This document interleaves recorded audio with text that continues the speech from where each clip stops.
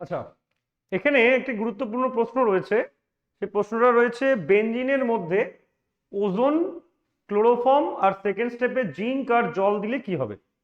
এইবার যখনই কোনো আনস্যাচুরেটেড বা ডবল বন্ড যুক্ত কোনো গ্রুপের সাথে, যেখানে কার্বনের মধ্যে ডবল বন্ড বা ট্রিপল বন্ড আছে, সেখানে যদি ওজোনের বিক্রিয়া দেওয়া হয় তাহলে বুঝবে সেটা ozonolysis. Same to class 11 ozonolysis. এখানে ক্লোরোফর্মের জায়গায় CCl4 থাকতে পারে, কার্বন টেট্রাক্লোরাইড, এবং সেকেন্ড স্টেপে আছে জিঙ্ক আর H2। এক্ষেত্রে কিভাবে রিঅ্যাকশনটা হবে?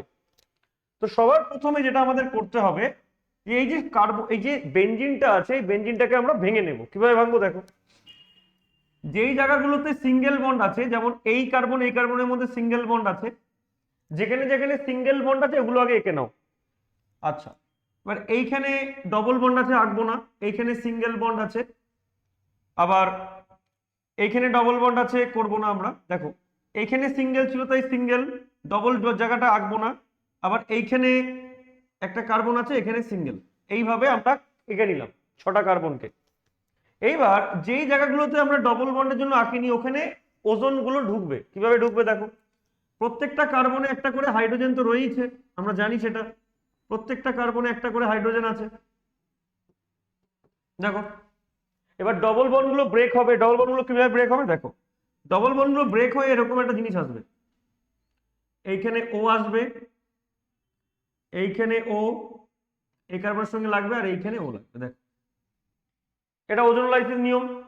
সেম এখানেও হবে। এই জায়গায় এই কার্বনে ও আসবে, এইখানে ও, এইখানে ও, এটা এখানেও সেম। এখানে হবে না, যেখানে ডবল বন্ড ছিল সেখানে এই কার্বন দুটোর মধ্যে অক্সিজেন আসবে, এখানে ও, এখানে। দেখো, যেই যেই জায়গাগুলোতে ডবল বন্ড আছে সেই জায়গাটা এইভাবে হবে। এবার এটা এটা তৈরি হলো ফার্স্ট স্টেপ। প্রথম স্টেপে এটা তৈরি হলো। সেকেন্ড স্টেপে কি হবে? সেকেন্ড স্টেপে জিঙ্ক আর H2O দিলে বন্ড ভাঙবে। এদিকের একটা এই বন্ডটা ভাঙবে। মনে রাখবে তিনটে তিনটে করে বন্ড ভাঙবে। এইটা এইটা এইটা ভাঙবে, এই দুটো আর এটা ভাঙবে। ঠিক, বন্ডগুলো ব্রেক হয়ে যাচ্ছে সেকেন্ড স্টেপে জিঙ্ক দিলে। এবার দেখো কোন স্টেপগুলো পড়ে আছে এখানে। এই কার্বনের এই বন্ডটা ভেঙে গেছে, এখানেও ভেঙে গেছে, তাহলে এদিক থেকে এই পার্টটা পড়ে আছে। দেখো, এই পার্টটা পড়ে আছে।